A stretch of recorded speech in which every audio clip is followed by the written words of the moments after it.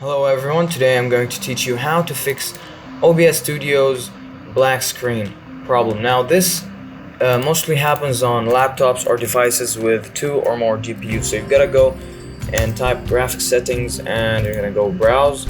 You're going to go to the directory of OBS and you're going to choose OBS options and you're going to choose your your internal GPU. So the power saving option, save. Now if we open OBS Studio, as you guys can see, it works now. I'm doing this video because most videos tell you to go to the NVIDIA control panel and do that from there, and that has not worked for me.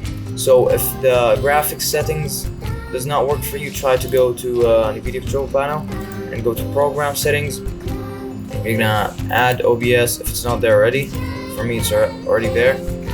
So you're gonna choose the integrated graphics and you're gonna apply.